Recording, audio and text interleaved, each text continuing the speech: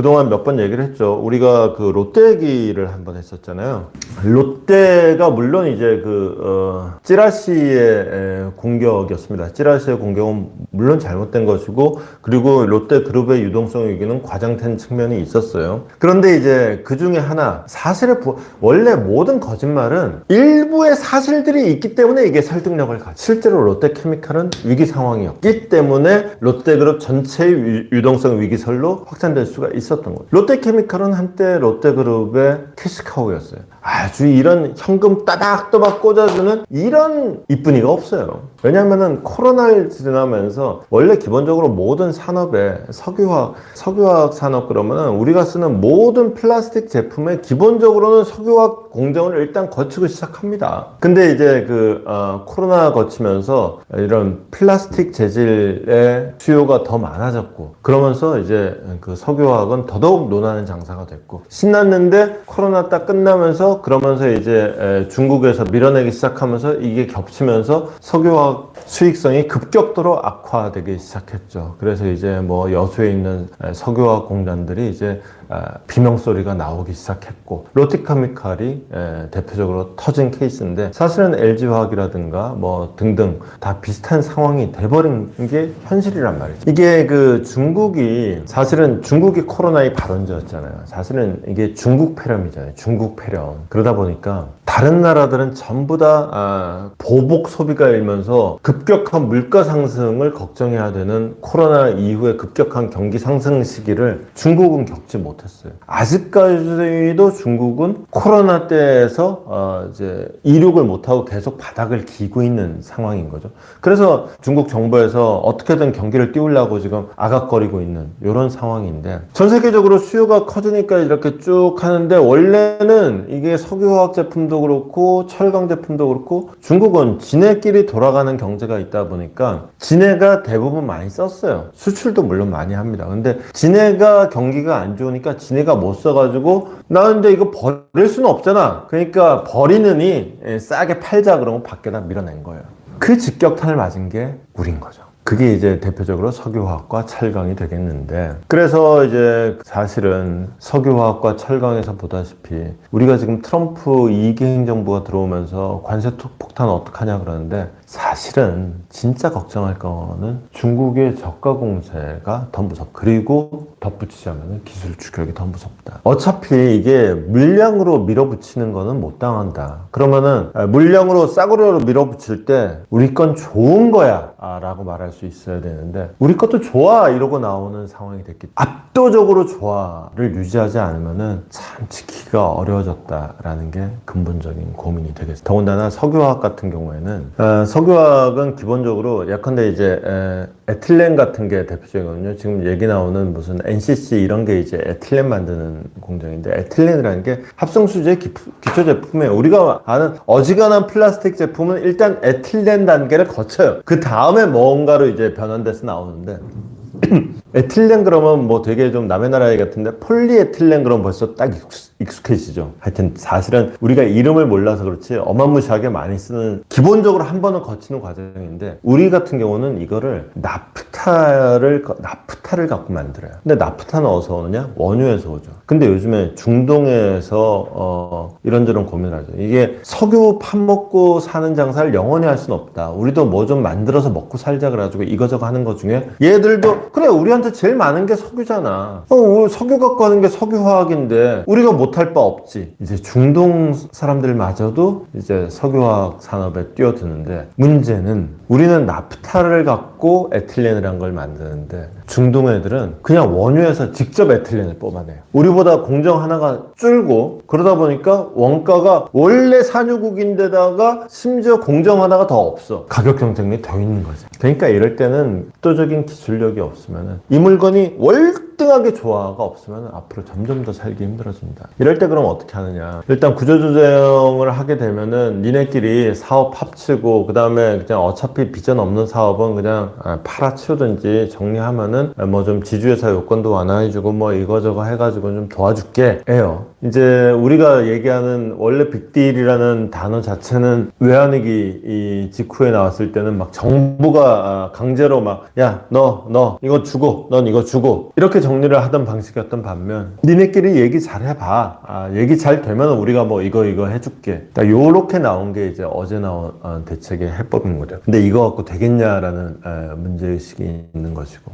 어쨌거나 이제 이 사람들로서는 이러고 가다 보면은 망할 게 뻔하지만은 이게 달콤한 추억에서 벗어나지 못해. 이게 정말 현금 따박따박 벌어다 주던 효자였기 때문에 이게 이 시기를 지나고 나면은 이게 또 좋은 시기 돌아온다. 이 시기만 존버하자라는 관점에서 나왔을 때 우리가 왜 사업을 포기해? 니네가 포기해. 니네 사업 우리한테 줘. 이런 식으로 나오면은 이제 죽도 밥도 안 되는 거죠. 지금 타이밍이 그런 식으로 존버하기에는 무척 안 좋은 타이밍이라는 점을 감안하면은 이러다가 오히려 다 죽게 생긴다. 그 노란우산 공제회라고 있어요. 이게 중소기업 협동조합 중앙회에서 하는 건데 이제 소상공인들이 폐업을 하면은 이제 완전히 말아먹잖아요. 그 빚더미 올라앉고 그러니까 그 일부 이제 공제를 해주는 돈을 주는 이런 게 있는데 폐업 공제금으로 그래서 이거 갖고 어떻게든 살아보쇼가 사상 최대 액수다. 1조 3천억이나 된다. 그러니까 이제 자영업이랄까 그 소상공인들이 설 자리가 없다. 이런 상황이 된 거죠. 쉽게 얘기해서 이제 장사 안 되는 거예요. 이게 요즘에 상가 보면은 임대 딱지 붙어 있는 거 많이 봤습니다. 한동안 좀 임대 딱지가 좀 없어지는가 싶었는데 다시 붙었고요. 그 다음에 근래 다시 많이 보이는 건 이런 말이에요. 전층 사무실, 전층 임대, 전층 임대, 건물 전체 임대. 이런 간판들이. 이거는 뭐 사무실 한두 개가 빈 게 아니라 아예 통째로 그냥 건물 자체가 비는. 이게 이제 대한민국의 현주소다. 더군다나 지금 어제가 크리스마스였죠. 근데 크리스마스는 뭐 하냐고. 성탄 특수가 없다. 이게 그래도 좀 올해 장사도 안 됐으니까 성탄 특수에 좀 장사 좀 해보자 그러고 나름 안에 실내 장식이라도 좀 해가지고 좀 이렇게 손님 좀 끌어보려고 하는데 돈만 날렸더라. 손님 안 오더라. 이게 이제 계엄이 또 이제 찬물을 끼얹은 이런 상황이 되는 거죠. 파는 사람들은 이렇게 정말 안 팔려서 걱정이죠. 손님이 없어서 걱정인데 정작 그 손님들은 아까 4인 식비만 134만 원 나왔다는 얘기. 그러니까 물가가 너무 비싸고 나가서 사 먹을 돈이 없는데 어떻게 사 먹냐 이 얘기를 하는 거죠. 그러다 보니까 이제 소비가 워낙에 얼어붙었으니까 한국은행이 우리라도 좀 나서야겠다 이 상황이 되는 거죠. 근데 한국은행이 왜 그러면 그동안 재정정책을 얘기하고 금리 인하 얘기를 자제했느냐. 환율 때문이에요. 환율이라는 거는 쉽게 생각하면은 돈값이에요. 시중에 돈이 많이 있으면은 돈값이 떨어져요. 이 돈값이 떨어진다는 게 물가가 오르는 거고 환율이 떨어지는 거예요. 환율이 오르는 거예요. 환율이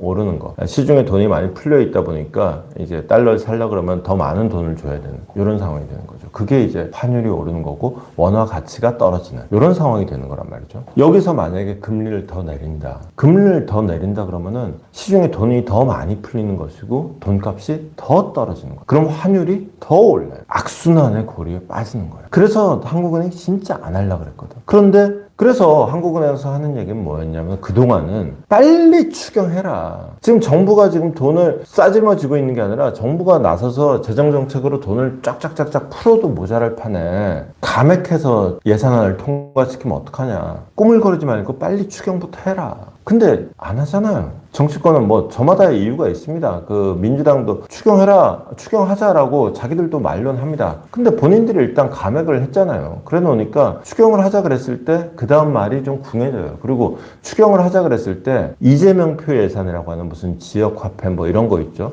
그런 거부터 넣겠다는 얘기를 해요. 정부는 정부 나름대로 계획이 있는데 그런 거는 또 안 하겠다고. 여기서부터 얘기가 안 되는 거예요. 더군다나 국민의힘 같은 경우는 이제 겨우 지도부 챙기고 있어가지고 협상할 대상도 뭐 마땅치도 않았어요. 그러니까 한국이 아이고 답답해라. 그냥 나라도 할게요. 어떻게든 숨통은 붙여놔야 되는 거 아니냐. 그 전쟁터에서 이제 부상이 심할 경우에 이제 쇼크사를 막기 위해서 몰핀 주사를 투여하죠. 주사 이렇게 안 쏩니다. 이렇게 쏩니다. 그거 마약이에요, 말 그대로. 그거 2대 맞고 3대 맞으면 마약 중독자돼요. 그래서 기본적으로 그 주사 놓으면 안 돼요. 근데 어떡합니까? 일단 살려놓고 봐야지. 지금 한국 정부가 그런 거예요. 지금 여기서 금리를 내린다는 거 진짜 위험한 일이라는 거를 이창용 한국은행 총재가 왜 모르겠냐고. 충분히 알고 있고. 근데 지금 이대로 오면은 한국 경제에 숨통이 끊어질 지경인데 숨통부터 좀 붙여놓고 얘기하자. 이거 계속 맞으면은 몰핀 주사 계속 맞으면은 마약 중독됩니다.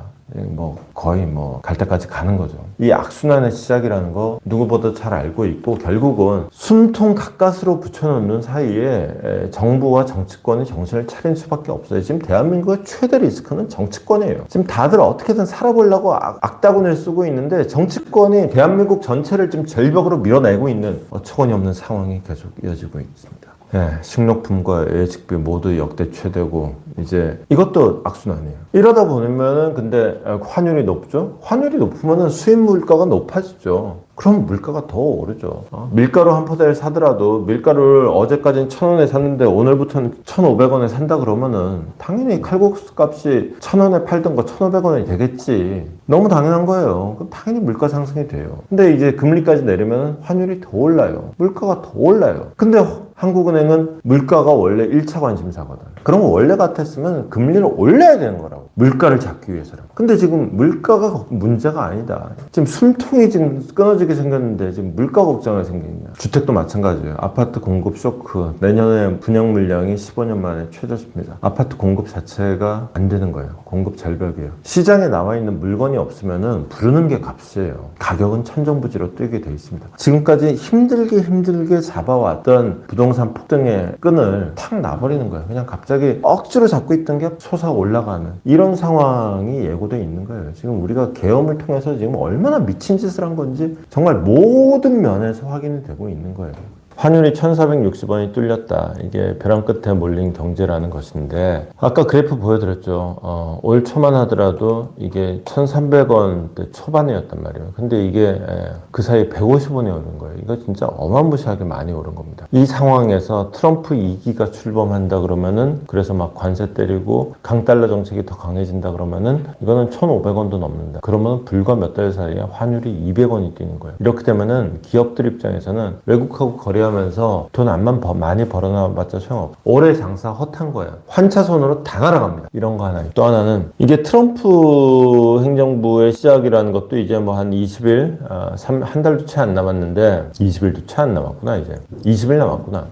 더 문제는 이제 우리가 대행의 대행까지 탄핵하는, 대행까지도 탄핵하는, 그래서 대행의 대행을 세워야 되는 상황까지 오죠. 이렇게 되면 이제 더욱더 환율 불안 요소는 커지겠죠. 지금 대한민국의 리스크가 여러 가지가 있지만 제일 큰 리스크는 정치 리스크예요. 정치 리스크라는 게 물론 시작점은 윤석열 대통령이 명백하죠. 계엄을 누가 선포하랬어요. 계엄을 선포해가지고 난리통을 만들어 놨는데, 그 난리통을 그러면은 정치 리스크로 벌어졌으면 정치가 그걸 해결을 해야 되는데, 정치는 해결은커녕 점점 더 문제를 심각하게 만드는 상황. 그래서 심지어 이제 윤석열 대통령이 만든 정치 리스크로 인해서 대통령의 권한 대행이 있는데, 그 권한 대행을 또 탄핵해서 그 권한 대행마저 없애버리고 대행의 대행을 세우겠다고 하는 또 다른 정치 리스크를 만드는 거는, 이건 또 그러면은 계엄을 하는 것보다 얼마나 더 책임 있는 자세냐 묻지 않을 수가 없는 거죠. 이런 정치 리스크로 인해서 지금 이제 민생이 더욱더 파탄나는 상황이 되는 건데, 이건 중앙일보 오늘 사설입니다. 한덕수의 무책임과 야당의 탄핵병이 부른 최악의 전국 혼란이다. 탄핵 만능주의, 그냥 입만 열면 탄핵, 할 줄 아는 말이라고는 탄핵밖에 없느냐, 이런 그 현상을 두고 이제 그 중앙일보는 탄핵병이라고 지칭을 한 거죠. 어쨌거나 중앙일보는 근데 한덕수 대행도 그럴 일은 아니었다. 일단 헌법재판소 절차를 진행하도록 하는 게 어떤 리스크를 줄이는데 더 안정적이지 않았겠느냐. 여기서 그야말로 억지부동하는 공무원 본능이 나온 거 아니냐라는 지적을 하면서도, 그렇다고 그거 평생 공무원 한 사람이 좀 겁 많아가지고 그냥 이리저리 그냥 나는 책임지기 싫으니까 당신들이 책임지시오 그러고 책임 떠넘긴 거를 기다렸다는 듯이 탄핵으로 돌진하는 민주당은 도대체 뭐 얼마나 그보다 나은 존재들이냐라는 얘기를 하는 것이죠.